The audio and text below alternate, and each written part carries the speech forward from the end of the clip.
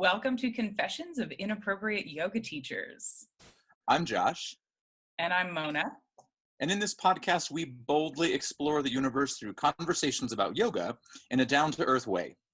Hoping to bring the light back into enlightenment. The care in scare-y. And the fun back in dysfunction. We do have a disclaimer. Our version of down-to-earth likely includes swearing. So if you're offended by this, then you might decide to bail on this podcast right now. That said, no platypi were harmed in the filming, the production, the writing, the conception, or any part of the creation or unfolding of this podcast. Yay, us!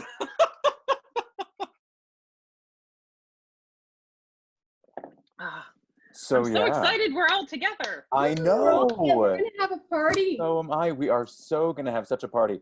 And my astrologer yesterday was like, you need to dress nicely for any meeting that you have tomorrow. And I was like, oh, do I? Fascinating. So, I wondered, you're wearing a collared shirt. I was like, you are so now I feel very underdressed. No, I'm wearing a unicorn tank top. See? No, the unicorn is perfect. I think I it's love marvelous, unicorn. Mona.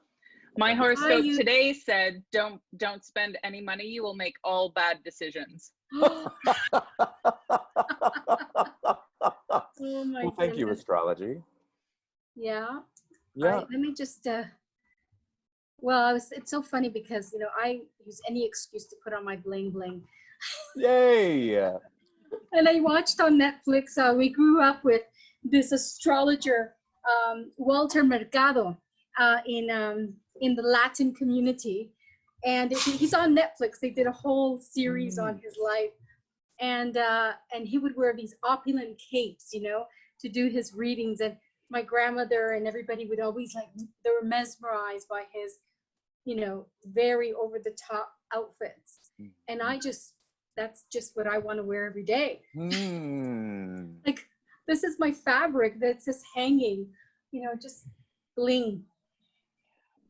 How marvelous. Well, it's Venus in the 10th house. So my whole surrounding is going to be a lot of Venetian things, you know? How exciting. I love it. Oh my goodness. I know. Mona, I'm going to let you start this, just so you know. Okay. I was just going to ask. I think we're ready. Yeah, I was going to say, like, who's leading, Josh? Who's leading? You are. Love you, I'm leading. You are. Can we let the gods lead with a little mantra? Yes. Right? Let's throw it up there. So I'm going to move my camera and you let me know if you can actually see them, okay? So, because I don't know if you can see. Can you see the 9 grahas? The number of grahas? Okay, so these are the 9 planets. So since we are doing astrology, right? Let's do the proper invocations to Ganesha. And I'll just move everything over just for the sake of the camera. My deities are performing artists, so they're used to being positioned. Can you see Ganesha as well?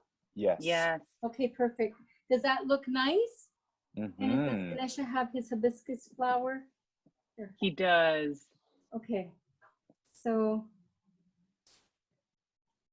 and then I'll bring over my candle and watch my hibiscus turn up in flames, right? No, we will not watch that. No. That would happen to me. Yes. Okay. So. Om Gam Ganapataye Namaha. Om Gam Ganapataye Namaha. Om Gam Ganapataye Namaha. Om Aditaya Somaya Mangalayam Jitaya Cha Guru Shukra Shunitya Cha Rahave Ketave Namaha. Om Asatoma Satamaya Samasoma Jyotirgamaya Mrityorma Amritangamaya. Om Shanti Shanti Shanti.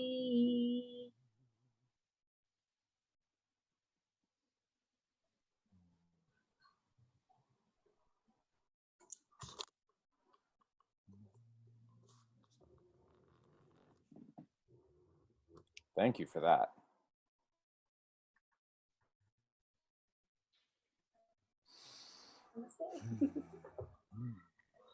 So we let the gods lead the way, and now I'll step in to introduce Andrea Olivera. And we're so excited to have Andrea on the podcast today. She is somebody that both Josh and I are very fond of.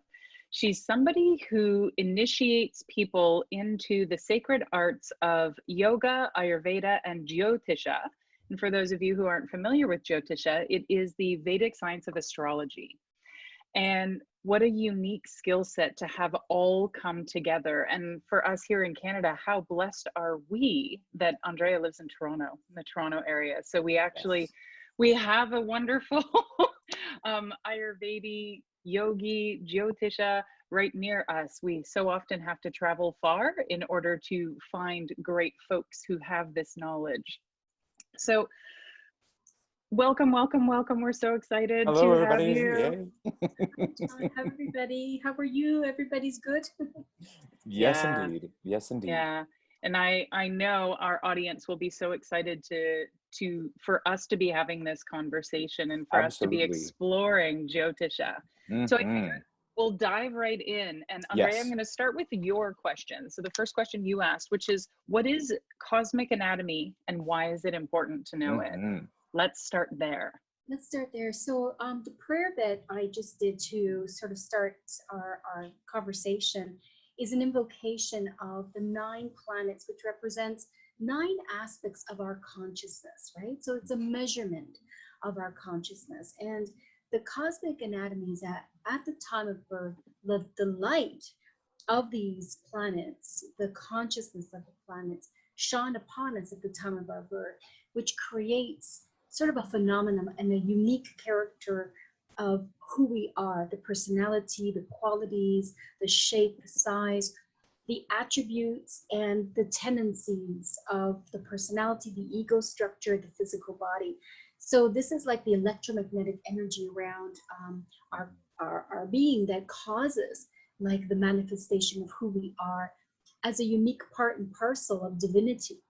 And so this is the cosmology that shone upon us at the time of our birth, that is giving us the expression of a personified version of God, goddess, walking on this realm.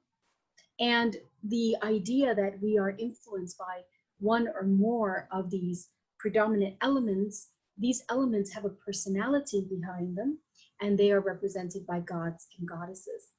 And also on top of that, another layer, so we've got our elemental wisdom body, and then we have this light of consciousness that reflects, are we more Jupiterian or Martian or Venetian?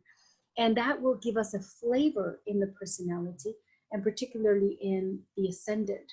So we are looking at the cosmic influence of consciousness upon the 12 houses of the zodiac, so that we can start to understand the complexities of us, the unique part and parcel of divinity. Mhm. That's a small sort of interpretation. There is huge, we could open this up for like a 6-hour class, you know, and more. Right. Mhm. Absolutely. I am in awe at how elegantly you're able to interweave all of those layers, all of that wisdom together to make it seem really straightforward and simple. And yet those who start, you know, it's kind of like when you start yoga and you're like, oh, there's poses. So you've just like dipped your toe in the lake. And then all of a sudden it's like, wait a minute, and breathing and meditate. And did you say yama and niyama? What are the yamas and niyamas, right? And so Right. it's like this dipping of the toe. And I think one of the things that shows someone's skillfulness, or at least it's been my observation, that someone's skillfulness really shines through when they can take a multi-layered, multi-dimensional set of maps and just make it look really straightforward and easy. And so already my hat comes, if I was wearing a hat, I would take it off for you to say, Agreed. wow, you just made that sound so easy. And yet all of our playing in Jyotisha for the past month, I'm like, oh, I could not have said that like that at all. Right? Agreed. Well, Mantraji, I don't know if you can see his picture behind me, is my Jyotish teacher who was teacher of Hart Defoe and Dr. Robert Saboda. I mean, my relationship with him was very different. And the way I learned astrology was very different. Now, remember, I come from a Latin culture where, our astrologer is Walter Mercado from the TV, right? It's like, we grew up with that type of understanding of astrology, which was more Western. And then, of course, I was raised by 5 women who were all into the occult.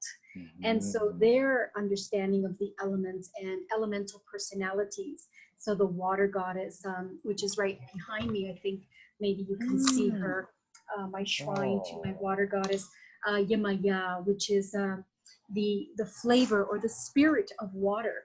And so when you grow up as a child with icons of like, the wind goddess with her 9 masks, and Shango, the god of fire, and Yamaya, the ocean mother or the mother of fish, but also the sweet waters have another type of goddess, which is Oshun. You grow up kind of already worshiping the elements as personalities and deities. And when your great grandmother will reflect on, that person's Mars, walking on Earth, or that's Venus, or so they use, I grew up with this understanding that a personality had the characteristics of a certain planet. So when I met Vedic culture, I just naturally resonated with the practice of omenology, astrology, of course, Ayurveda. But for me, I didn't approach it in the scientific Western-minded way. I'm a devotee. So I went in and I moved into the temples and I started to feed and take care of the gurus and the swamis. And in association with them, I would hear the Puranas and the Vedic scriptures, and really sort of was captivated by the deeper stories behind the deities and their personalities and their association with the planets and their interrelated relationships. And then how we, in the realm of Sankhya philosophy, the complicated, philosophical system of the Vedas that Ayurveda and Yoga are based from, how it all manifests as this play, this lila, and this play or this dance of, the cosmology personified, and that we're each having these experiences with each other as the gods and the goddesses and the demons and the devatas all had. And so when you realize that whole play of that mythology, that philosophy, that scriptural sort of teaching is actually a manifestation of our micro, from the macro to the micro. And I just really understood that at a very young age. And I think that's the difference between the way I approach, because my god brothers and sisters are master Jyotish people. They study the science of astronomy, and they really understand mathematics, which you have to be an expert in order to really do Jyotisha properly. And like a yogi, you have to master the asanas. Well, my asana is, seated, yoga practices. But what I understand is the different connections between the postures and the different mind types, and then the different body types, and then how that relates to certain planetary transits in your chart. So in a way, I sat back and I do a little bit of Ayurveda, Yoga Sutras, and then Jyotisha. But what I love is the comprehensive, intricate layering that the gods so merciful, the rishis documented that to help us solve human crises. And when I read that, I realized, oh my God, God is help. God is helpful. And he sends many, many agents for us to be able to understand ourselves. And the whole key to this whole thing was know thyself to heal thyself. And so I feel that my love of each individual one, but I really love the back and forth of the swaying of the light and dark and the low and high aspects of our consciousness, and how it's reflected in this glamorous story, this play, if you wish, of the galaxies and the play of our own individual lives and the characters in our lives. And so when we dance with Mars, we know we're dancing with Mars. You know, when we dance with Venus, we know. And when we're fighting with Saturn, you know, there's different people in our lives that really show the highest aspects and natures of these conscious beings of light and also their darkness. And so we have to journey out of our darkness into the light. Amen, sister. And so is that why it's called Jyotish, right? Because Jyotish means the light. It means light. And is that why it's named that way? Or is there also, I'm gonna dip a toe in the pond and say there might also be multiple layers to the naming of Jyotisha, but it strikes me because the planets are seen as lights in the sky, and then it's navigating through to the light within us, which is the universal consciousness that is shared amongst all of us. There's so many ways that we could interpret this light, this Jyotisha. I'd love to hear your thoughts on that. Well, that was perfect. That is it. You know, it's the light of being, right? Yes. The light of being, the light of life. I mean, my dear godbrother and two godbrothers wrote their famous Jyotish Bible that everybody uses, which is called Light on Life. And it is really the light that shines. The Jyoti means light. So the Jyotisha is the application of the practice of light, the being of light, to move towards our lightness, our conscious existence of the light or the ray of divinity that we are part and parcel of. The magic of that, which is so beautiful. And behind me, you'll see I've got Christ, I've got Jesus, I got Buddha, I got you know, the Vedas, I've got all my light beings of gods and goddesses covered, because I'm in love. I'm a devotee of that, you know, that expression of the individuation of God consciousness. So it's such a beautiful thing. And when I look at a chart, that's what I'm feeling, is like, oh my goodness, this is another little tiny droplet of God's consciousness that is trying to find itself back to that understanding that it is part of that oneness, that being. And so it's a map of the journey out of darkness to the light. You know, the darkness meaning the tamas, the inertia, the manifestation into the material consciousness, right? Which is, we're governed with, you know, in the physical body and on this planet Earth, we're governed by the modes of material nature. So these gunas, which are the heavy qualities, they grip our consciousness. And that means that our behavior, you know, is played out from that. And so each of the planets have a guna that they're ruled by. So their whole journey, everything in this universe is based on evolution. That means that even the planets are trying to evolve. They're in a state of evolution. And so there's many stories where you see the negative or lower undeveloped parts of consciousness of certain planets and their journey into attainment of realization. Self-realization leads to God realization. It's part of the map structure of the Vedic knowledge. Story, I'm very passionate about this, so I can keep going and on and on. I'm just eating it up. I love it, because I was just thinking of this idea of how, this is my tangent, right? Of how the Grecian gods, the Roman gods were imperfect. And I was reading the History of God, or A History of God by Karen Armstrong, which is such a lovely book. And she wrote it as an ex-nun. And she was talking about how at one point in time, we really did feel like God was here with us, and that we could really see the fact of, like, we're working on ourselves and acknowledging that even these gods have issues, like you just said, that by us working on it to a certain extent on this microcosm, as we said, then the macrocosm gets to work on it as well, because there are so many of us expressing our bits of working on the lower parts of Venus, the lower parts of Mars, of Saturn, of Jupiter. And as we do that, then so too do the celestial bodies, beings, that that we get to kind of embrace that. And I love that about the Indian gods as well, of like, no, they're not perfect. Come on, peeps. They're their own little shitstorms, really. And if we can acknowledge that that's the mess that they have, then we tend to be so much more tender toward the mess that we are and the mess that we have, and go, okay, look, here's my map. And my map isn't always pretty. Like, who said it was supposed to be pretty? Come on, there are definitely points here.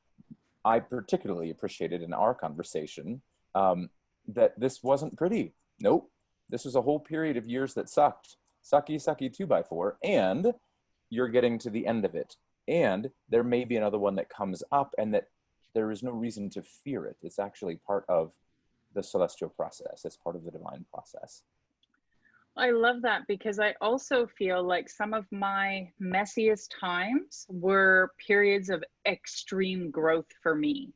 And so although I might not have chosen those misadventures, so I didn't consciously choose that level of, or that type of suffering, having to work my way through it. So having to, because really you either fold or you grow. Like, those are kind of your choices, right? 1 and 2. Yeah, you give up and you just stay where you are and it keeps going, or you figure out a way through, because there's no bypass, there's no around, it's through has been my experience. And so, but finding that way through is part of what catalyzes the growth, and where you're willing to step into maybe a mode or a way of being or a way of thinking that you never thought you would. And it's hysterical, because right now we're running our first online, so a fully online 200-hour yoga teacher training.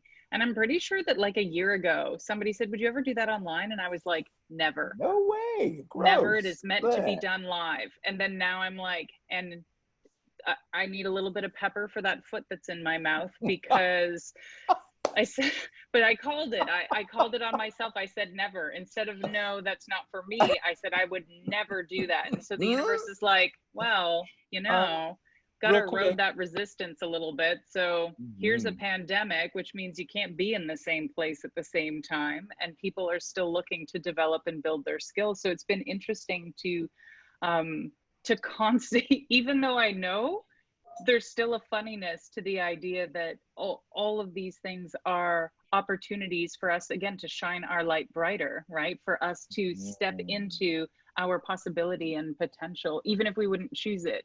I think that's almost what it's like, that idea of diamonds are created through extreme pressure, right? So there's like an extreme pressure, and then from that, this brilliant, amazing, enduring substance gets formed. And so I kind of feel like 18 and almost a full 19 years of Saturn, you know, it's trying to turn me into a diamond. At least that's my hope, because otherwise but it's the friction that causes the pearl.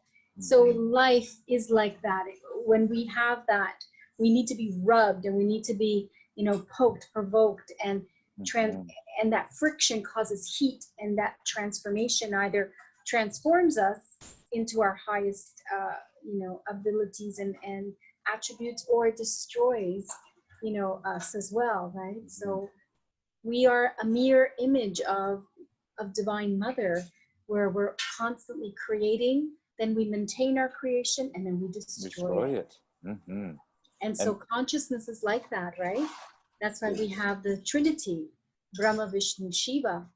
So Brahm is constantly creating this universe, and then Vishnu is always maintaining, sustaining with his counter consort Lakshmi, the goddess of wealth and health, and she brings such beautiful calm to our anxieties. But then Mahashiva is meant, and his goddess is meant to shake things up, and with the sound of his drum beat, the whole universe is you know, destroyed, and then creation starts again. So our minds like that, tamas, rajas, sattva. It's amazing, and the whole idea of this, you know, this development, what I'm starting to understand now, you know, I consider myself a student of Jyotisha and the Vedas. It is a never-ending journey, and it's not, you know, there's many, I've been studying it for 30 years, seriously. You know, when Mantraji was here, we would do satsang 4 days a week. So I would have him in my house 3 days a week. I'd be cooking, you know, for all his students who would join us. And I would sit right beside him and listen carefully.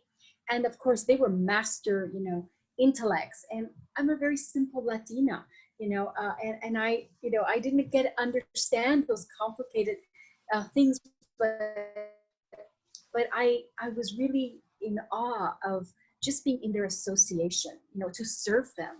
So I really consider myself a servant to the sadhus and the servant to the jyotishis. And that's why when I had my Ayurveda Rituals spa in Toronto, which was the first spa, I would constantly have those types of swamis and teachers that would come, and I would serve them. And just by serving that knowledge, the Vedas, I felt that was my purpose. And now, for some reason, Shakti, the goddess, she wants me to speak what I remember hearing and what I comprehend, because most of the time I spent sort of doing this knowledge through massages and facials and creating my skincare products and my perfumes.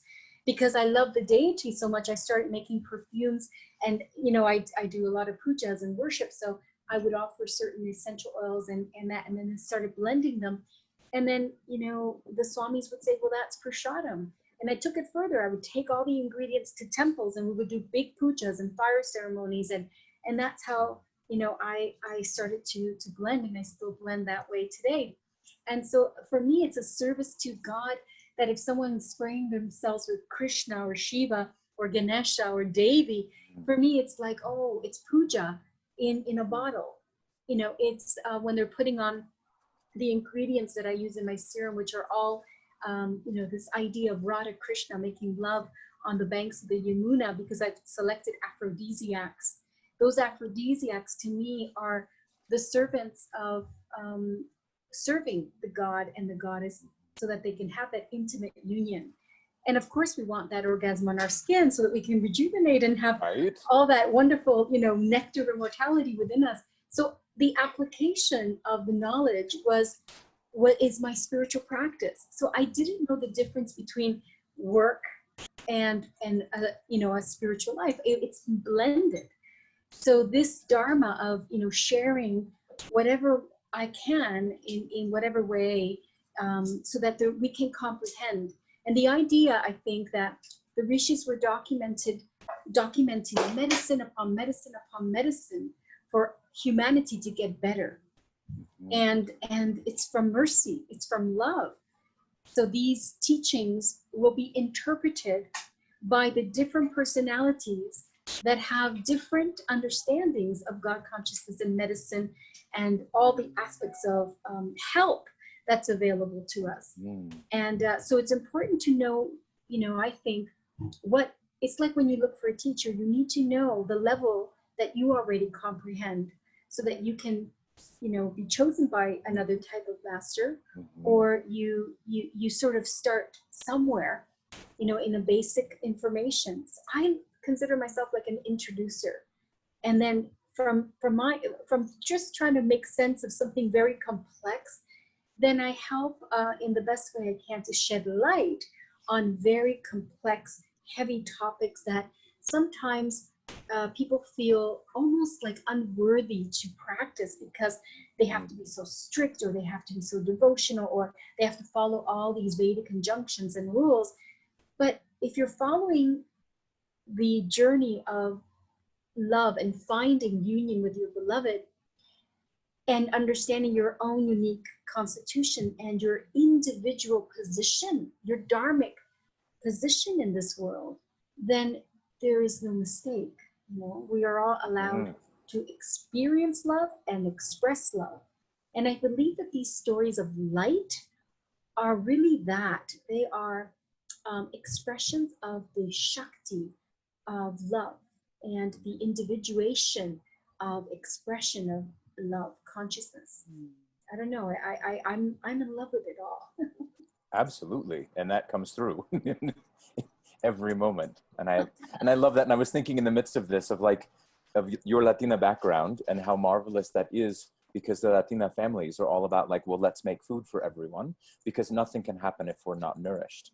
And let's discuss the magic around the magic. I think of like water for chocolate. and how what Oh, she's doing. my favorite like, movie. I love like it. so much beautiful passion in her tears that it brings everybody to tears. In her joy, it brings everyone to joy. And it's like, what a beautiful practice. You know, Mantraji, my teacher, he wasn't just Jyotish teacher. He was my spiritual father.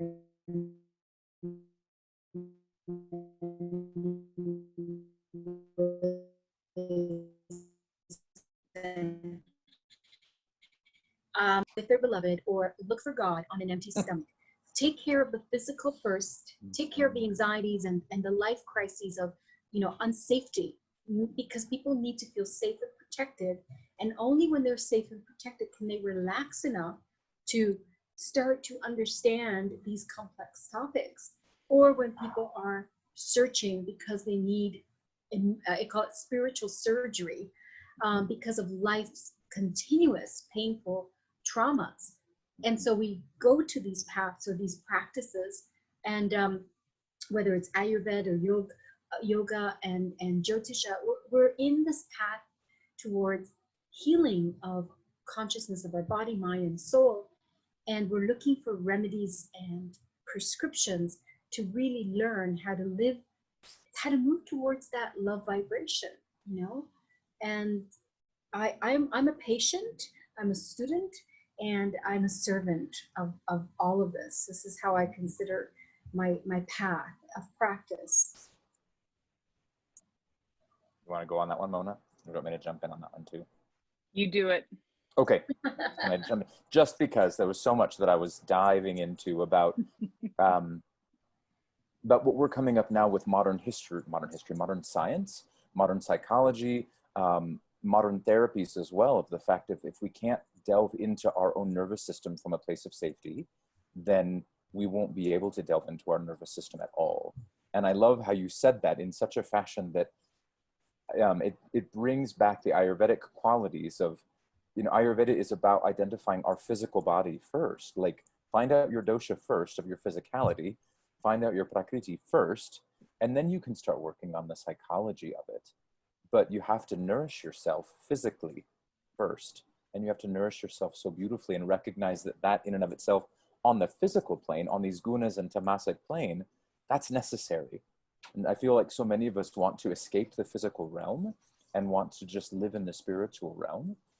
And that's a common thing we've seen in yoga teachers, of like, I just want to ride the wave of what we would call prana, but really is a little bit overly vata.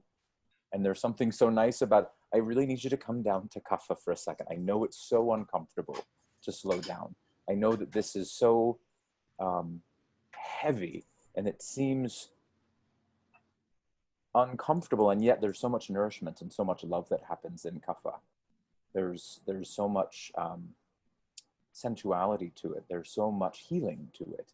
And it's like, yeah, you're going to have to come down into that a little bit. And to do that, here's some beautiful nourishment, right?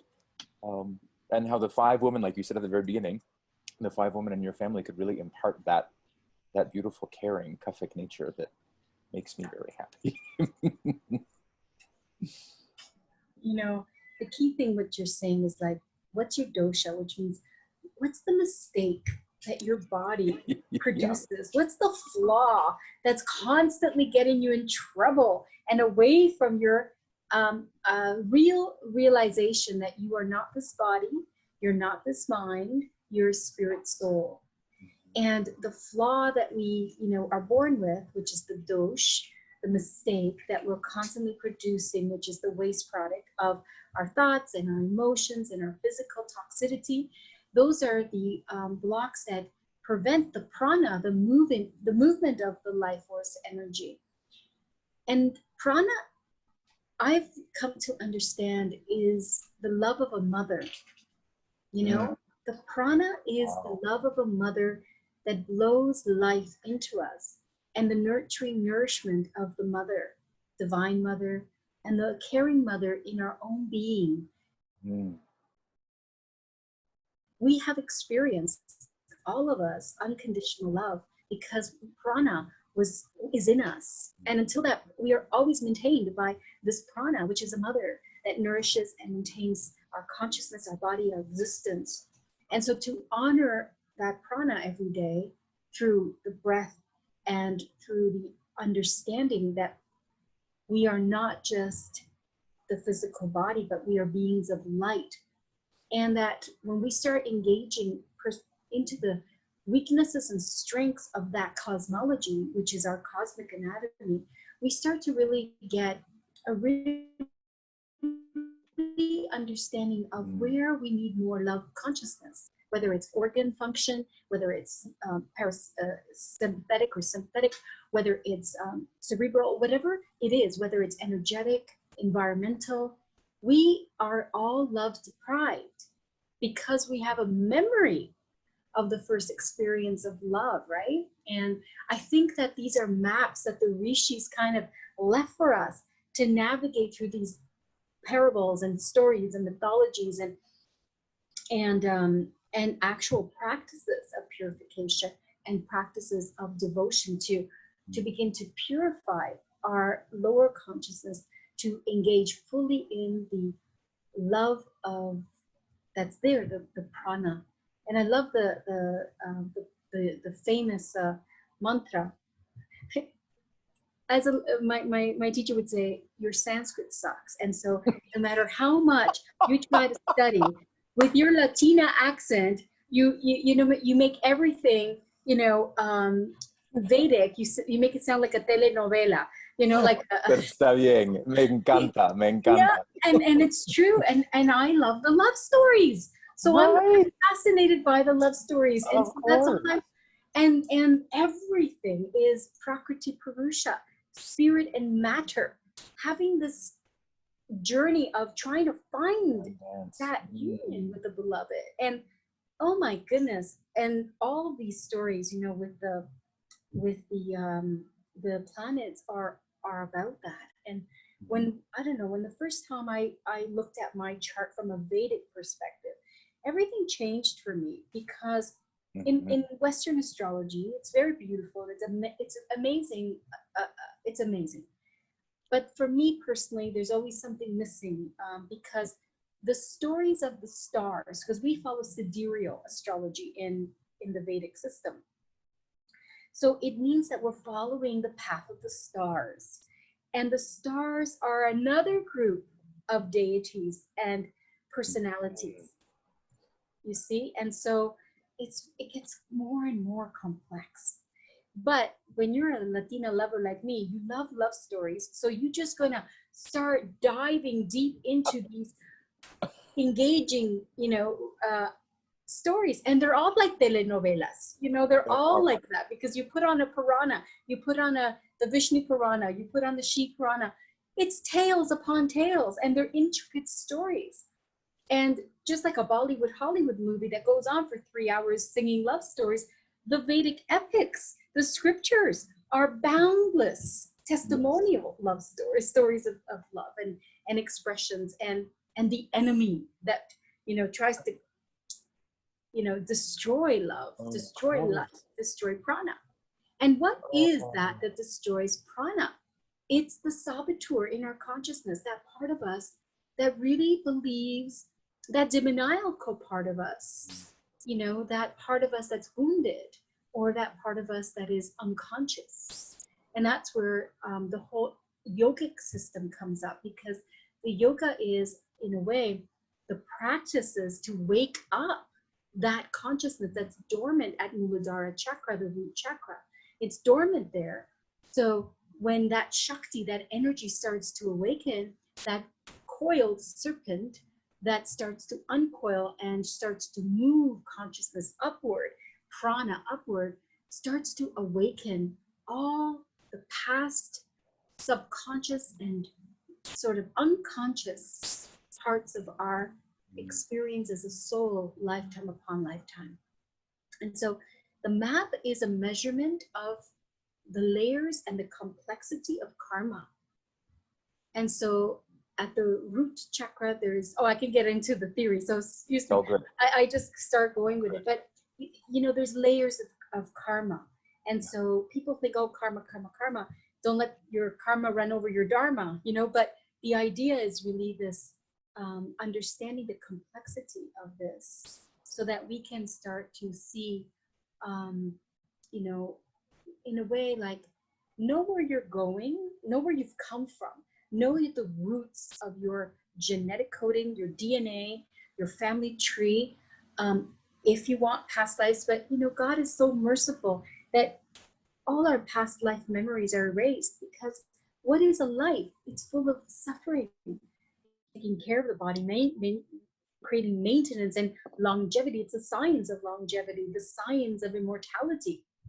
But yoga is, I think, the practice of consciousness, because with yoga, you start to move prana and you start to detoxify that unconscious toxins from previous lives.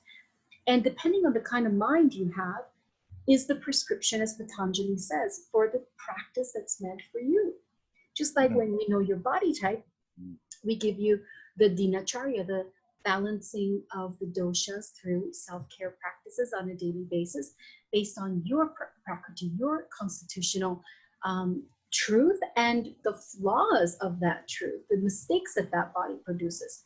But with yoga, there is a mastering of the mind and how to then start moving that mind in alignment with the Dharma. And Jyotish provides, in a way, the map of the Dharma and the path and the karmic path that one's taking.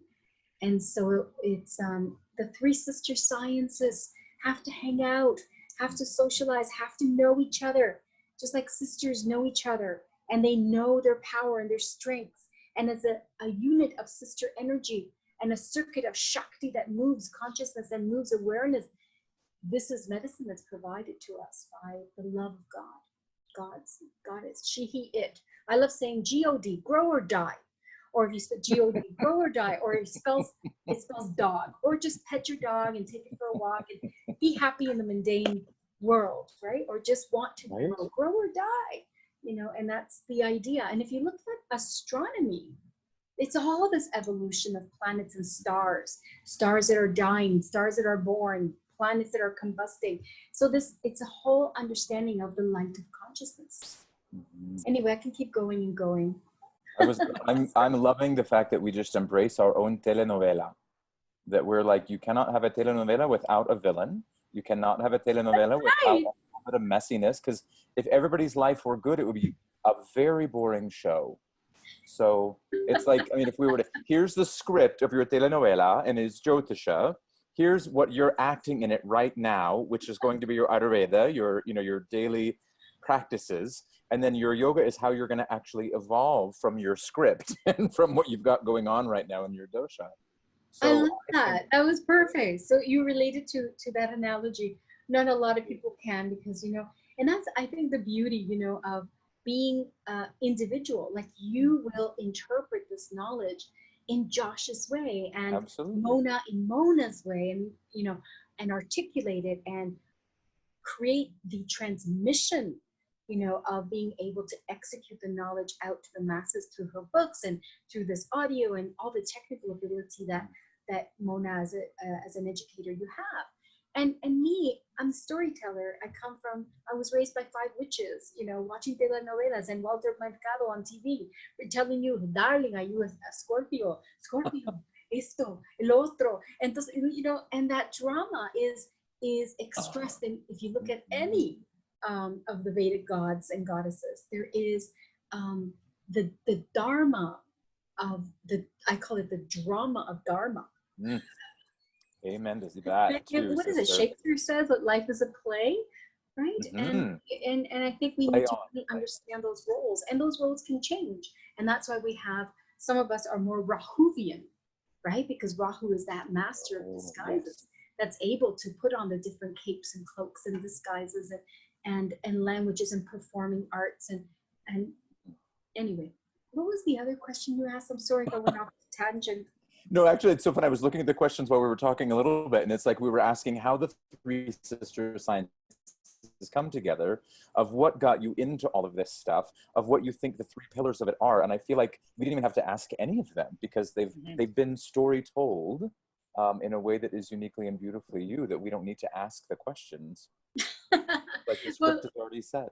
Yeah, it's you know, when people ask about Jyotisha, I'm very respectful for the positions. Like in Ayurveda, we have acharyas, we have the Vaidyas, we have the Ayurvedic practitioners, we have the Ayurvedic specialists, the Panchakarma specialists, and the body workers, and then we have the lifestyle consultants. It's a grade of, you know, attainment. There is a respect, like even though I took 4 years of Ayurvedic practitioner training and studied, I respect if I am going to look at a person that has disease, I work with an acharya or a Vaidya who is a doctor, a medical practitioner of Ayurveda. It's just the way my teacher always taught me to respect my true position, because part of you know, having certain planetary weaknesses and strengths, we need to see, you know, how the ego will do the sabotaging in our lives, how it will pretend, how it will disguise, how it will manipulate. And so it's very important to see all that. So one of the things that I have found is that in terms of my practice with people, because in my home with the women that I was raised by, they were problem solvers, but they didn't have medical degrees. They didn't have, you know, the sciences or training in the metaphysical arts. They weren't reverends, but they were priestesses, and two of the and priestess practices, and the African Yoruba tradition that is part of. I'm from Uruguay, so we have that tradition that is Ifa or Santeria. Now it's funny because, you know, I practice Vedic practices, so I'm sort of like the vegetarian priestess that doesn't do any of those things. So in a way, the tradition is modified in the new world, in a new expression of it. But when you're raised by women that say, what's happening with you? Let's talk about it. Let me cook you dinner. Let me make you a tea. We don't drink tea, we drink yerba mate. So they're drinking with their silver straws on a calabash full of herbs. And it depends on the moon, they're going to put a specific herb because they know that a predominant emotion is sort of kind of covering your consciousness. And so they select the herb and they grind it, or they'll select a specific deity to come and help, and a prescription of a ritual is given. So when you're raised like that, you know, that's how I do my practice. And so with Jyotisha, there are incredible experts of like almost like astronomers, mathematicians, and wizards of the cosmos, I call them. And these are my god brothers and sisters. And the way they read a chart is very, very different. Mm-hmm. And the way, when I do a reading, I look at what's the pain that the person in front of me is going through, and what in my toolbox of healing remedies and practices that I have experience with, how can I help? And so one reading will be very different but similar, because the science of the astrology is going to be similar, but the need of the individual is going to need the art of customization, right? So it's all fused. My experience, what brought me into it, my influences, and understanding of the cosmos. It's a shamanic practice. It's a universal earth medicine, and each one of us comes from our tribe, and we have to understand in our tribe, how did our tribe try to coexist, how to live, what was it that they did. And you know, the Vedic path or systems, they call that your Varna ashram, your constitutional position in this world. So are your parents doctors? You come from that DNA. Are they scientists? Are they merchants?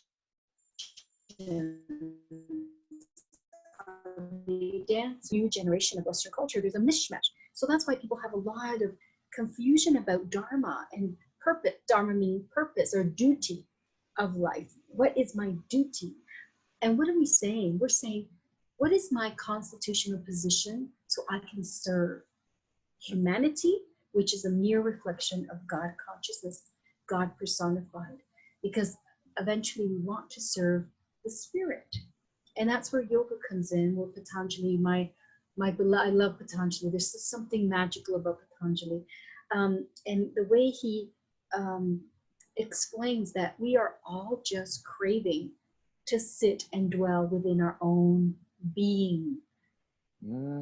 That return home. And, Marianne Williamson wrote a beautiful book, Return to Love. And, many people are saying the same thing now that the ancients are saying, which is like, it's all in you, all that you're looking for is within you.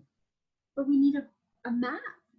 We need a journey, because that active saboteur that's in us could be sabotaging the merging and the experience of love and the expression of that love and the acceptance of that love of self and others from happening.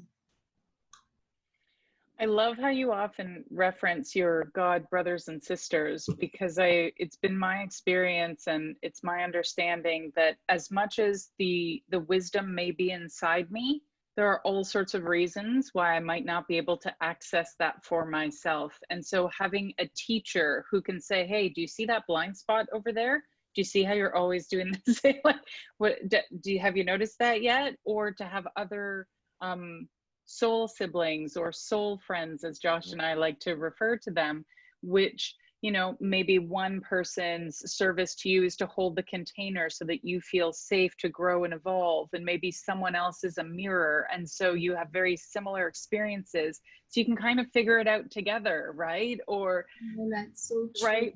We have these noble allies, people who serve us by like, you can do it, you can do it, you can do it. They're like your cheerleaders. But then we also have our noble adversaries who really create the friction and the tapas that invite us into evolution. And so there's so many different relationships that are so important, even though in a way it is a solo journey. I feel like it is and it isn't. And I often use the term maps when it comes to yoga and Ayurveda, because I feel like that's what it is. These brilliant rishis have left us some signs and some maps to help us navigate what could be a really foreign terrain. I know as a Westerner, yoga is not part of my biological family's history, not at all. And so now I'm navigating this terrain that really resonates with me. But it's not like I can ask my mom and my dad. If they knew, they would tell me, but it's not part of their experience and their history. And so the maps are amazing, but also the teachers and the other guides that we can come across, I think are immensely helpful, in particular to support us in noticing, again, these doshas, these faults, these blemishes, the excessive tamas or excessive rajas, right? All the different areas where we can go off balance and we sabotage ourselves, so that it makes it so much harder to fulfill this purpose. I think everybody so desperately wants to be in alignment with their purpose. And then it's getting there, and it's all the realizations of its complexity, like what your purpose was in your 20s might look really different in your 40s. And although the theme and the essence will be the same, in order for you to evolve, the Dharma has to evolve. Your way of being of service has to grow. And so people want to just be like, I got it, this is it, I'm just doing this. And it's like, accept that. Yep. It's this whole other piece. That was beautifully said, Mona. It's so, you're such a good teacher, and I'm so happy that you're doing this and you're talking about this. This is, that's, I think what's missing is community and tribe. And what did a lot of tribe members spend their time doing besides hunting, cooking, organizing, and building teepees or whatever?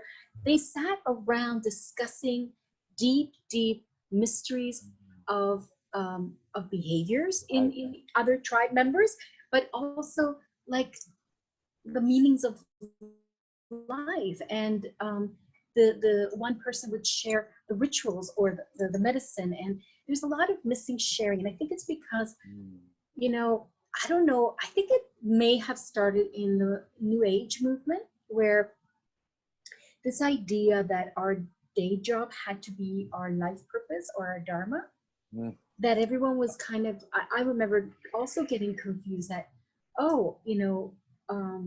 you can't just have a day job anymore. You have to have a life purpose, and but that's not, your purpose is self-realization. Every sentient being is to evolve. That's the purpose, and you are going to do that through a different medium, through the body, the doshic, the pranic body you have, your constitution, your prakriti, and then, you know, the awareness of the flaws and mistakes that it's like, you know, I have a Chevy, you may be driving a Mercedes Benz, and, you know, Mona is definitely going to be like a Jaguar, right? She's got that. I'm a Ford Focus station wagon.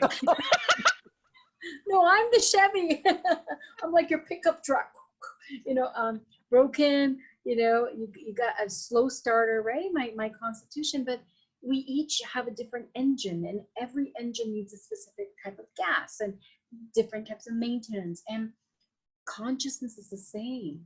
You know, are we driving the Rolls Royce of enlightenment, you know, and or what's happening up here? What's the vehicle, right? The chariot, you know, and even the most mastered, you know, yogis like Arjuna, for example, in Bhagavad Gita, who's a skilled warrior, you know, and he is trained since birth, comes from a family of warriors. He's trained as the master warrior. And in the moment where he has to fulfill his dharma, which is be a warrior and fight, he gets to the battlefield and freaks out.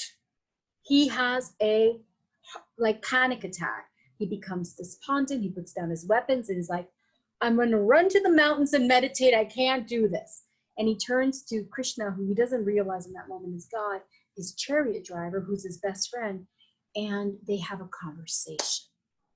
And 18 chapters later, they're talking.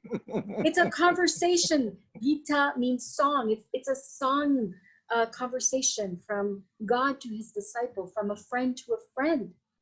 And I think that that's what's missing: sisterhood, brotherhood, integration of the mothers, the surrogate mothers in the tribe, and the surrogate fathers, and the guidance that we need from the elders and the children and the teenagers and that whole tribal community, because we are isolating ourselves because we are hurt, and we've been hurt, and there's fear of hurt.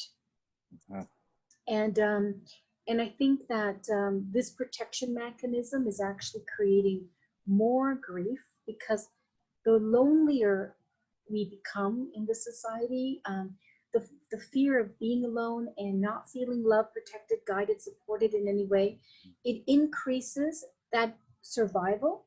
So people become more defensive, more protective, more violent, because that's the fourth chakra. We're all about surviving our environment, our existence, this moment, this time. So tribe and community, and honoring the gifts of our community, our brothers and sisters, our family members. And sometimes, you know, we've been taught, and I think it's because, you know, I love Kool-Aid. I love to drink Kool-Aid. I drink Kool-Aid of many cults. I love it. It's just something that I do. I just go from cult to cult, drinking Kool-Aid, and I just get mesmerized by the gurus and the teachings and the awe, and I serve them, and I've made many mistakes, you know. It's just the way it is. I accept it because I'm a romantic woman, and I love to be romanced in God consciousness. And any person that's charming and mesmerizing, that knows the knowledge, I was there serving them. And of course you make mistakes, and so we are hurt by the gurus and the predators in our community. And my teacher Manjuji would always say, I'm not your guru, I'm your teacher. And I used to freak out. No, you're my guru, you're my guru.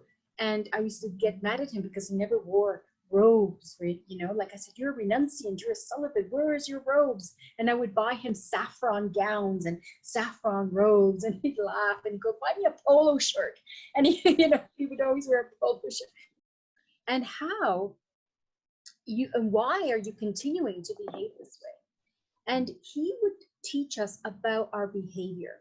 And he would say, no matter how learned you are in Sanskrit, in Jyotish, in Ayurveda, in yoga, in any medical system, in psychology, if you don't change your behavior and stop hurting yourself and stop hurting others, you have not changed. You're not evolving. And of course, he would always bring up a beautiful story about Saturn, Shani Maharaj. Shani Maharaj, Shani, that planet that walks the slowest and is very, very intense. He's the Lord of karma. He's the measurement of the accountant of our karmic deeds and misdeeds. And he is very merciful. And I am in deep awe and reverence to Shani Maharaj, the planet in the sky that is one of the most powerful and most feared. And the reason it is because we cannot get away with not accepting the Dharma, and we can't get away without paying the karmic debt. And the way we pay that is by awareness, which is the first step, into why it's there, how it's there, and the intention behind our desire. And that is what yoga offers us, is the understanding of samskara, vasana, the dormant latent desire, right? That is deep embedded in the cellular body, the memory that we carry from one life to the other, accumulating karmic debt and often paying it off by building merit. When we build virtues and we do devotional service and we are building good karmic brownie points by changing our behavior and serving others and teaching and all the things that we do to help. How can we help? Help our fellow brothers and sisters in humanity. And one of the things is to erase self-hatred. And self-hatred comes from comparison. So when I was in Dharamsala, India with the Dalai Lama, he was really shocked one day when a girl put up her hand and asked, because he asked if there was anything he could help anybody with. And she put up her hand and said, how can I learn to love myself better? Because I tend to I don't really like myself. I hate myself. And the Dalai Lama called his translator over, and the translator, I obviously was trying to interpret the question. And he asked the Dalai Lama asked the girl again to repeat her question. And the girl said, how can I heal the self-hatred? How can I get better? How can I learn to like myself more? And again, he's talking to his interpreter and asking, and saying she's saying she doesn't like herself. She hates herself, and she wants you to answer, how can she love herself? And he says, I don't understand the question. You were telling me you hate yourself? And then he looked around and he goes, does other people here hate themselves? Do you hate yourself? And he was very shocked at that. And he said, there is a core reason for this self-hatred, and that is comparison. He goes, you're comparing yourself. Oh, her buttocks is much tighter and stronger than mine, and his legs are nice and tall and muscular. Oh, he has good arms. My arm's skinny. You're comparing yourselves, and that's why in that comparison you're seeing that you're different and you're not the same, and that breeds this trigger of self-worth, and you're basically starting to dislike yourself because you're comparing. So the first disease that has to be erased is comparison, and then hatred of all other people, including ourselves, will be healed. And when he said that, I believe I felt I changed. Something in me changed. Something in me really changed, because I thought that is the highest medicine. And then we had to pray 100,000 chants, and then he passed around the Tibetan Ayurvedic little balls of medicine, and I still have some today in my altar. I saved them, and because he was praying to erase hatred off the face of the planet, but erase self-hatred. He says if we erase self-hatred, then we will erase hatred towards other people. Anyway, I thought that was beautiful. I know it's a little off topic, but I believe that the light of the planets, what is this cosmic anatomy and what's the purpose of all this, is to really move towards that light of love. And it includes self-love. But in order to love ourselves, we have to know, we have to comprehend, we have to understand, you know. And it's like Jesus, you know, he's on my altar too, because he's my first teacher. And I have to honor my teachers. And Jesus, you know, was my first teacher in many ways, you know, as a Catholic Latina woman. Mother Mary and Jesus are very important people in my life. And Jesus, his whole story is astrology. His whole story is the three magi's, the three astrologers that are following the North Star to meet the prophecy, a prophecy that was revealed through astrology, you know. And if you Google esoteric meanings or astrological meanings of the birth of Christ, you're going to read an astronomical phenomena that was happening in the sky. You know, and so everything in this, we cannot escape this cosmic influence, this light of love consciousness, right? You know, it strikes me, there's only one wound, and it's that of the perception of separation. And so this idea that we are separate from God, that we are separate from each other, that we are separate from the planet, that we are separate from our own constitution, that we are separate from the fabric of our mind, that we are like, it all comes down to this misperception of separation, of thinking you're in the matrix when there's actually this whole world outside of the matrix where we're all able to be together. And it's amazing how many different ways the wound shows up, like how many different ways that suffering comes forward in different folks. And I particularly loved what you said about this misperception that everybody has to live their passion, right? This idea that your dharma or your purpose has to be your day job. Because I feel like the number of people who come to me with this as a struggle, and then they say, but you run a yoga studio, like you run a yoga school, you're living your passion. And I'm like, but I'm not, because my passion is teaching. But if I'm running the community, guess what I'm not doing?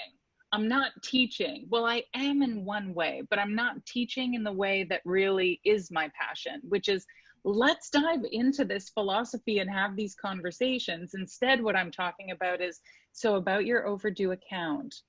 And, you know, you really have to end your class on time because there's another class after yours. And it is unkind of you to steal your students' time and to steal the preparation time of the space from the next teacher. Like, it's happening, but it's not happening in the flow and in the feel where I actually feel like I expand. And so it's ironic because a lot of people think I'm like living the dream, and I'm like, might be living someone else's dream. It's not my dream. Paying off some karmic debt right now, which is also okay, right? Yes. Yes. Okay. Yeah. I think we've all been given credit cards when we're born, right? Some of us have gold cards and, you know, American Express Unlimited, and some of us, you know, have a limited $1,000 spent, you know, and we're using that card until we can't anymore. But we've got the bill to pay. We have to pay it. But I think, Mona, you know, I'm sure, you know, as a teacher, you may have come across this repetitive question, which is, what is my life purpose? And the suffering, like, I don't know what it is, and I am confused, and that's, I think it's a societal problem that has started with this, you know, in the beginning of the New Age movement, with this idea that we all had to, you know, find the job that we're passionate about, that it was our life purpose. But in truth, there's skill set development, which is separate and different from the development of, you know, the consciousness of spiritual growth, or the practice of spiritual, of a spiritual life. A day job is a job that pays our livelihood, our maintenance, our shelter, and our food. And some of us are lucky that that is merged into what we love to do and what we're passionate about. But sometimes we're not able or capable in that moment, in that time of our lives, to do that. And sometimes we have to take certain jobs to be able to then pay for the discovery of that dharma. You know, like how many people are doing a job just to be able to pay for a pilgrimage. You know, they work in a bar to be able to, you know, take a yoga teacher training, or to discover something else. And I think that if we can let go of that pressure, that our livelihood is has to be merged with our soul purpose. You know, I think that that will help people a lot, that they can have their day job and their dharma path. And some, like me, you know, I don't know how to separate the two things. And so often I'm working for free, because whether it's a conversation that ends up being a reading, or that ends up being a healing, or that ends up being a teaching, right? Sometimes I've learned to set boundaries to be able to honor. But you see, this society does not take care of the priests and priestesses of our community. Whereas in tribal understanding, you always took care of the teachers, the elders, the medicine people, the shamans, and the artists, the hunters. Everyone had a role. And I think that everyone's trying to do the same role. Everybody wants a yoga teacher training, yoga studio. Everybody wants, you know, to be an Ayurvedic doctor. Everybody wants to be a famous dancer, or musician, or whatever, and that's fine. But we've lost this idea of what is your nature. You know, an elephant does not have the body of a ballerina. So no matter how much the elephant trains themselves to be a ballerina, they're really going to have a very difficult time to dance lightly like a swan. You know what I'm saying? So like our body has a constitutional position that we have to honor, right? Why is it all the pittas are the administrators and the warriors and the athletes and the CEOs? Why is it that all the vatas that are chirping and talking, and from, you know, like birds from one branch to the other branch, and moving around and changing their jobs? I'm a dentist, now I'm a ballerina, now I'm this, and expressing and talking and sharing and creating outfits and all of that. You can't put them in a consistent, closed, constricted office space that's trying to get them to follow up on tasks and reach deadlines. That's not their nature. You know, and a kapha person, which is, you know, the server and the caregiver, you know, try to get them to, you know, run the corporate ladder, you know, and try to reach that athletic goal, and, you know, get on the treadmill in the morning and do the 5 a.m. jogging. It's very impossible for the poor kaphagenic person to do these things. And so we put ourselves under so much pressure that look at all the coaches, they're all pittas. All the mentors, the Tony Robbins, all of those guys or those girls that have that go, you know, like they're boot camp coach, they are like a diligent sergeant, they're more pitta constitution. So in a way, their perception and their transmission is going to be to transform you, to train you, to discipline you into being something. And a vata can't last that environment, and a kapha won't even show up. No. 5 a.m. Like no. Okay. No. There's a 4 a.m. You had to be wrapped with your sari, all done up, bathed. You had to chant all your 12 mantras with your clay on all the marma points on your body. No. And you had to be ready to worship and wake up God and greet him and his goddess. Right? And serve them, and some even woke up earlier because they had to prepare them, take them out of their pajamas, and then dress them, and then feed them, and all that. And so as a kaphagenic woman, I did that because I wanted to start to discipline my spiritual life. So now, 30 years later, I naturally wake up, my eyes open, bing, at 4 a.m., and I start my practice, and I do a 2-hour practice. Now, that's not natural for a kaphagenic person, but because of my pitta teachers and coaches and those gurus and swamis that, you know, gave me that yogic boot camp, I tapped into the reservoir of fire, of Agni in me to be able to do that. But is it natural to my constitution? No. Can I maintain that for a long time? Yes, because kaphas can be a Duracell bunny that keeps on ticking for many, many hours and years. So to respect your true nature is very honorable as part of the Dharma path. That's why in the Vedas, it speaks of to understand your Varna ashram, meaning your constitutional position. And based on your heritage, your lineage, your sampradaya, the path that you've come from, and your sarupa, your body type, and the level of consciousness that you're in. And that's why I believe that these three sister sciences are starting to really take their place in our society. Because this is not Indian culture, this is Vedic civilization. Vedic civilization and the knowledge based on the Vedic civilization that was transmitted to us by the rishis is very different than the modern Indian culture. And so we're looking at ancient practices, and Buddha is part of that ancient civilization. I don't know if you've seen the series Buddha on Netflix, but it is a beautiful understanding of old parts of the Vedic civilization, where a birth chart, an astrology chart, is part of the existence and the grid of understanding the birth of any child. The astrologer was right there with the midwife, taking down the time of birth, date of birth, place of birth, when the baby comes out of the mother's womb.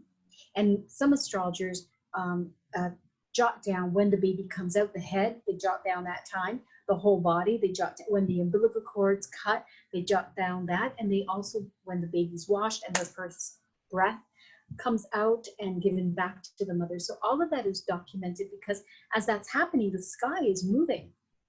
And the stars are sort of, there. And so we get a snapshot of the position of those stars. And that tells us the star realm that we come from. And that's a very complicated topic we'll talk about another time.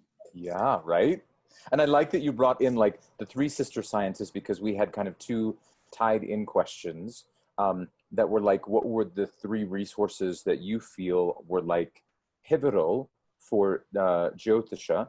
And then also like, what would you recommend for people in general, right? If they're so fascinated by this love story of this telenovela of the gods and goddesses, right? If they want to do a little bit more about either their own telenovela or just to learn about the idea of seeing all of them, all of the different channels going on, all of the different stories. That is, again, that answer has to be customized for each individual person, because sometimes when I do a reading, right, it's so different. Like I'll take a person on a healing journey and bring in areas where they really need to look at. And some people don't want to look at those areas. And then I've got to navigate, they get upset. They don't like to be, and so I've got to navigate it now and then bring in another approach. And then if that doesn't work, I got to bring in another approach. But the idea is they have come for an understanding of, they want help. Mm-hmm. And sometimes people may not want to do, that they don't want the prescription.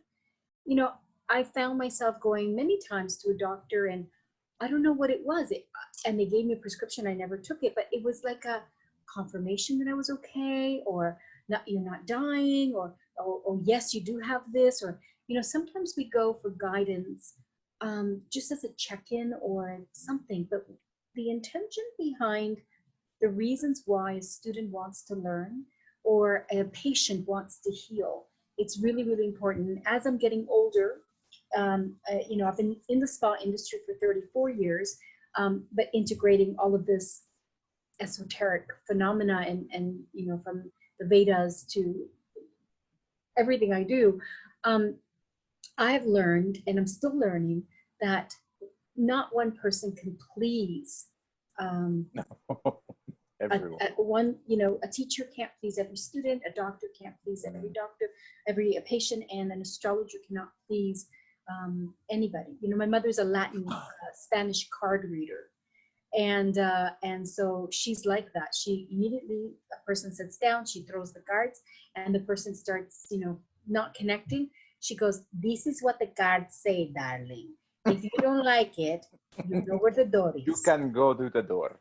You can go away. Se acabó. Se acabó."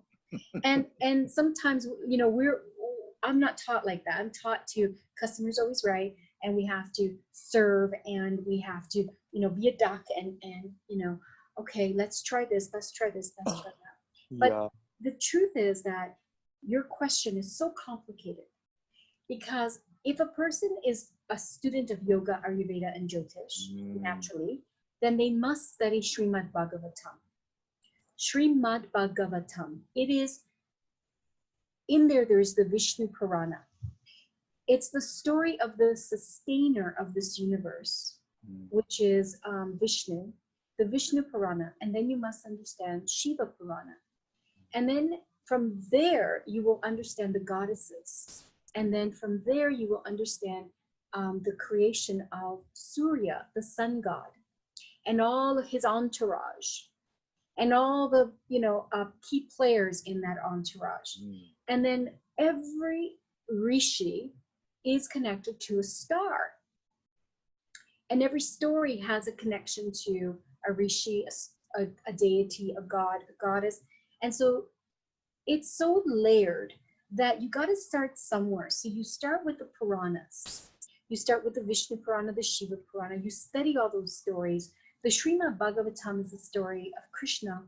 And so you'll see that there is the sun clan and the moon clan. So Krishna is of the moon clan.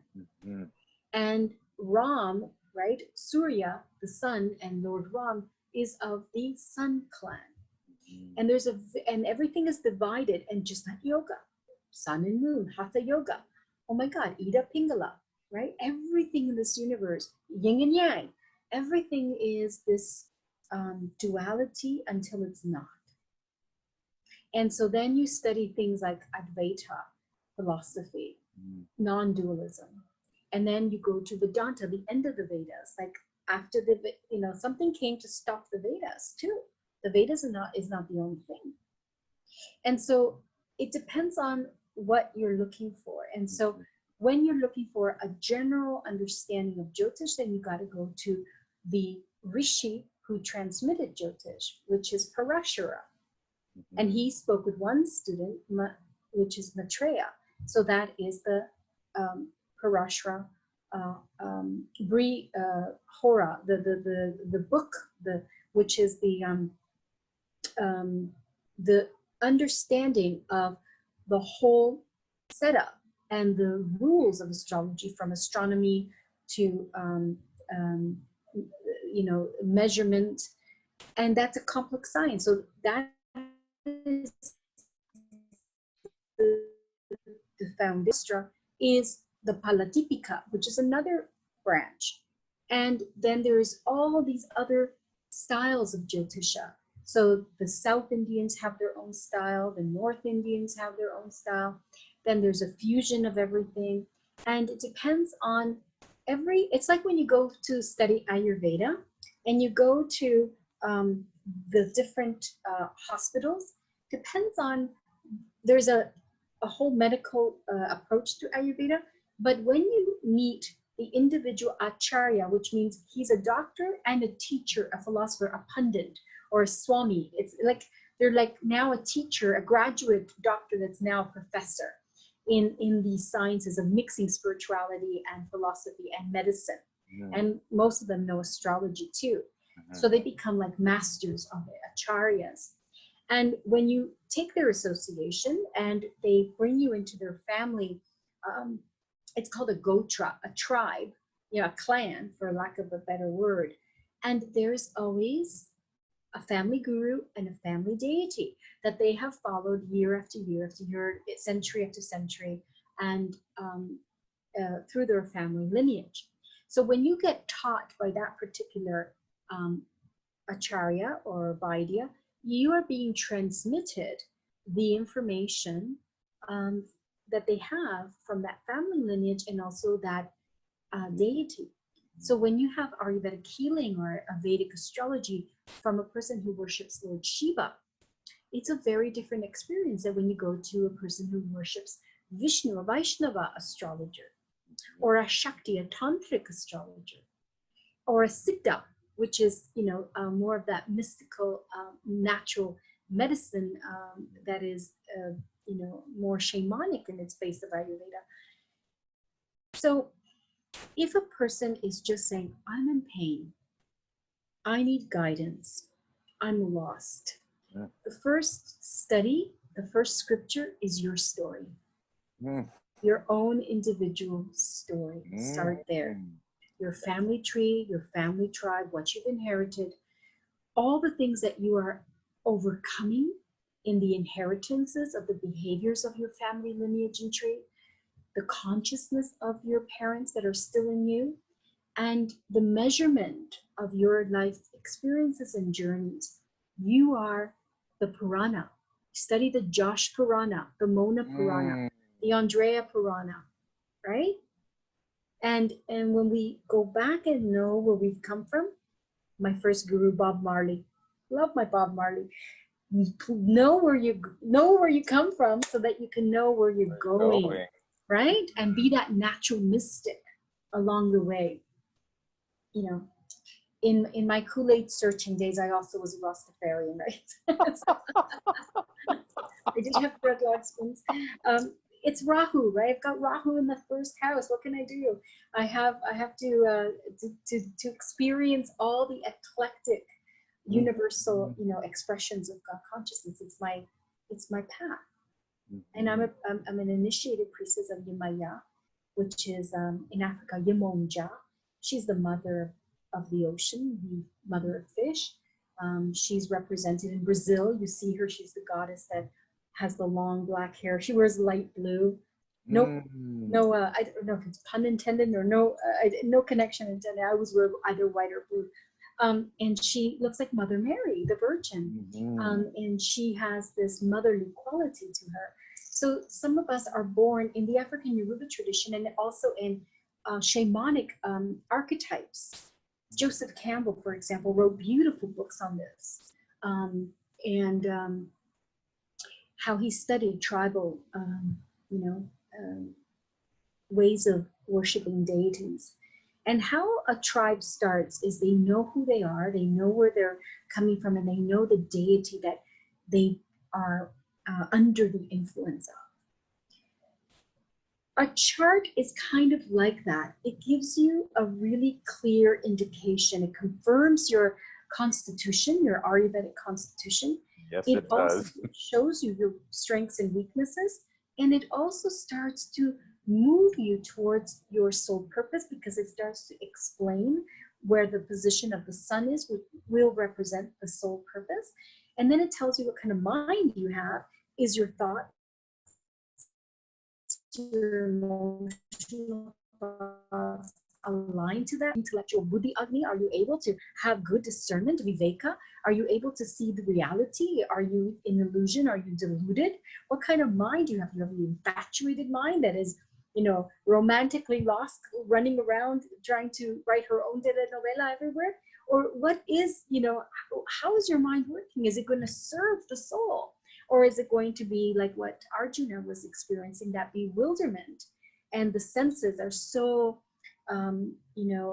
obsessed with trying to get the senses satisfied that it's using the body just as a sensual sense gratification experience. And we can get caught in that material consciousness.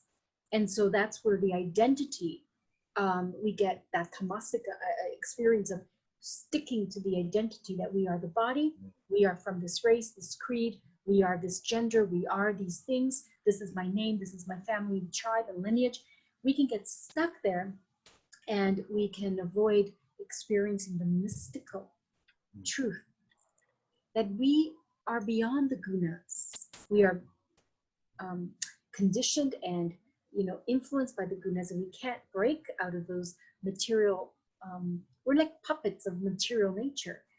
The Maya, she's a goddess. That's her job in this universe, is to kind of cast this illusion upon us to make us believe certain things. But the awakened soul starts to realize that we're not the mind, we're not the body, and takes the willpower, which is measured by the amount of strength or weaknesses that the planet Mars has in our cosmic anatomy, and that willpower and will be now aligned to the comprehension, the reasoning of what's real and unreal that's represented by Mercury, aligned with the emotional awareness of the mind, the moon, and then the soul purpose, which is sun, all becomes aligned.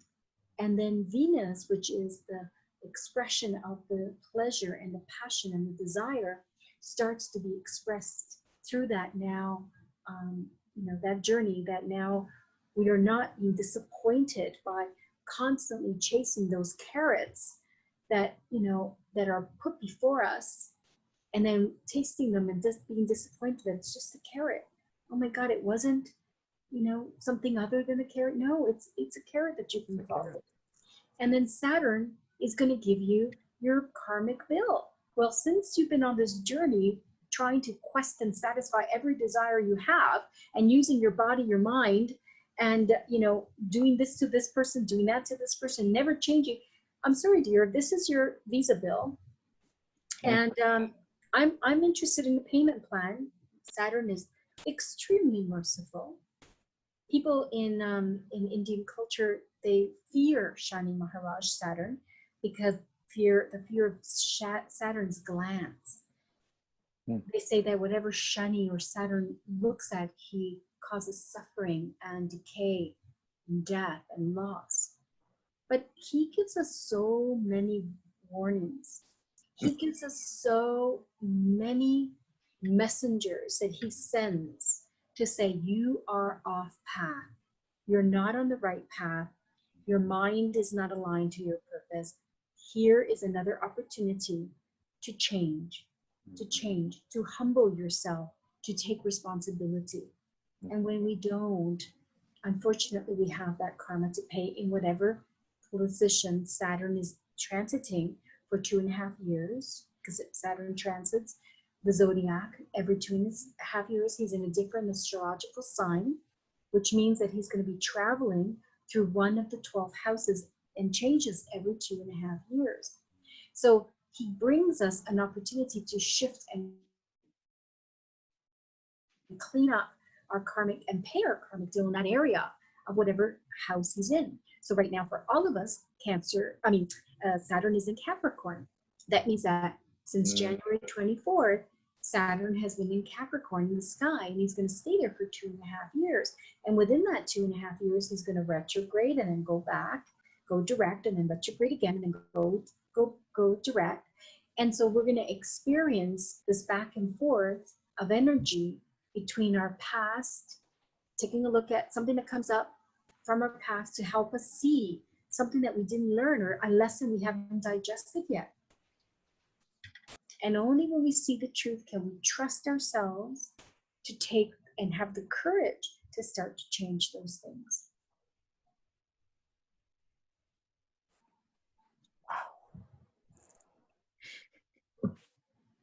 I feel like that right there was like the most beautiful place to just be like, and everybody, there you go. Right? Like, there's honestly nothing that could really top that right now.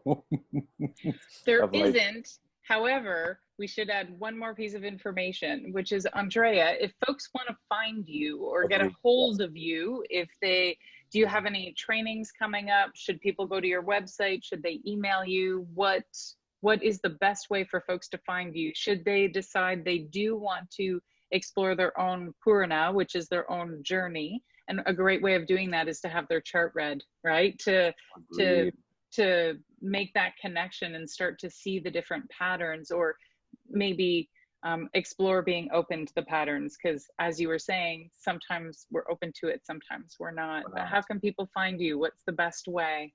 Well, I'm located in Toronto, and I do readings over Zoom or the phone. And you can go to my website and or email me directly and at info@ayurvedictouch.com. And you can, or just Google me, Andrea Olivera, Toronto.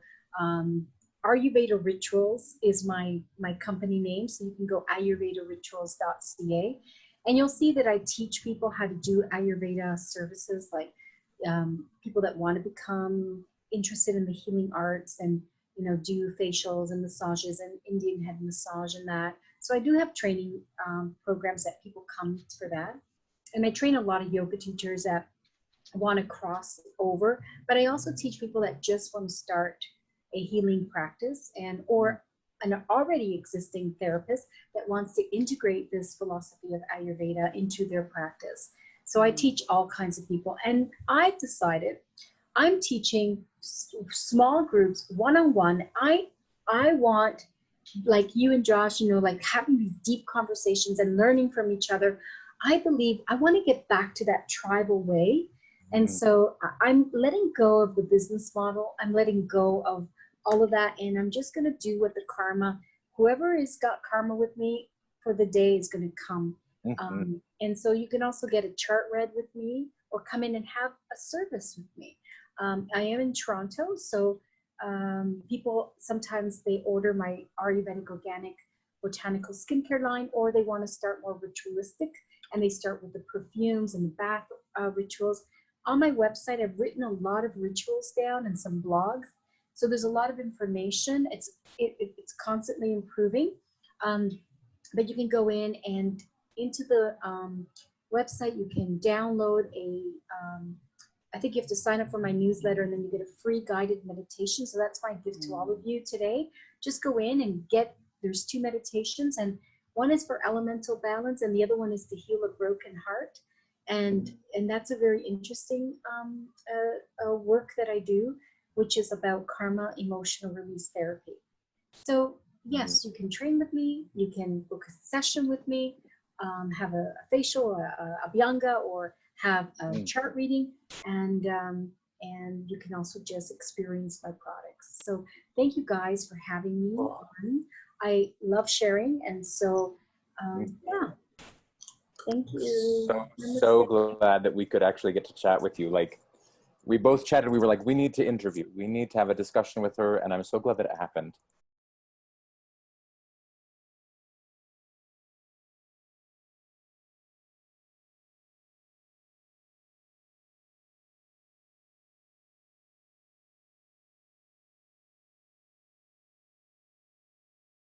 You guys, thank you so much for listening. It really was great to have you.